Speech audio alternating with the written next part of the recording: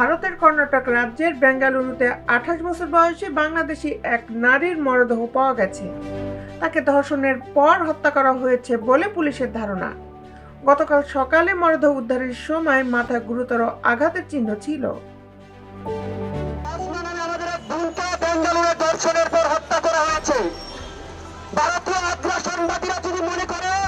বিস্তারিত নিয়ে আপনাদের সাথে আছি আমি শামিমা সুলতানা, জাস্টিস টেলিভিশন। ভারতের কর্ণাটক রাজ্যের রামমূর্তিনগর এলাকার কালকেরে হ্রদের কাছ থেকে গতকাল শুক্রবার এক বাংলাদেশি নারীর মরদেহ উদ্ধার করেছে পুলিশ। প্রাথমিক তদন্তের ভিত্তিতে পুলিশের ধারণা, ধর্ষণের পর হত্যা করা হয়েছে তাকে। পুলিশ বলছে ওই নারী একটি অ্যাপার্টমেন্টে গৃহপরিচালিকার কাজ করতেন।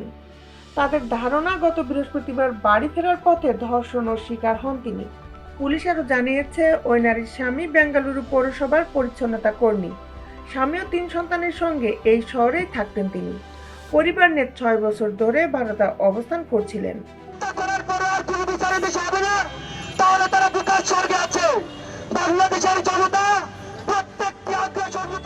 তার স্বামীর বৈধ ভিসা আছে, তিনি মেডিকেল ভিসায় ভারতে এসেছিলেন। বৃহস্পতিবার ওই নারী তার এক সহকর্মীকে বলেছিলেন তার কিছু ব্যক্তিগত কাজ থাকায় বাড়ি ফিরতে দেরি হতে পারে। তিনি সহকর্মীকে তাকে ছাড়াই চলে যেতে বলেছিলেন, কিন্তু অনেক রাত পর্যন্ত বাড়ি না ফেরায় সেদিনই রামমূর্তিনগর থানায় তার নিখোঁজ থাকার বিষয়ে অভিযোগ করেন তার স্বামী। পুলিশের ধারণা ওই নারী পরিচিত কারোর সঙ্গে দেখা করতে স্বেচ্ছায় একটি নির্জন স্থানে গিয়েছিলেন। গতকাল সকালে মরদেহ উদ্ধারের সময় মাথায় গুরুতর আঘাতের চিহ্ন ছিল। তাদের ধারণা কোনো বিবাদকে কেন্দ্র করে তাকে হত্যা করা হয়ে থাকতে পারে। এই ঘটনায় ধর্ষণ ও হত্যা মামলা করেছে পুলিশ। মরদেহের ময়নাতদন্ত প্রতিবেদন হাতে পাওয়ার অপেক্ষায় রয়েছে তারা। এদিকে পুলিশের ইস্টার্ন ডিভিশনের উপকমিশনার দেবরাজ ফরেনসিক বিশেষজ্ঞ ও ডগ স্কোয়াডকে সঙ্গে নিয়ে ঘটনাস্থল পরিদর্শন করেছেন।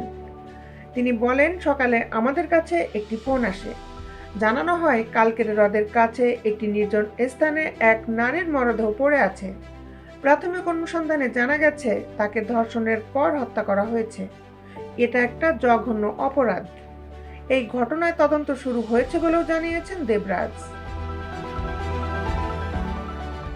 দেশ বিদেশের আপডেট নিউজ পেতে আমাদের সাথেই থাকুন। Justice television, Dhaka.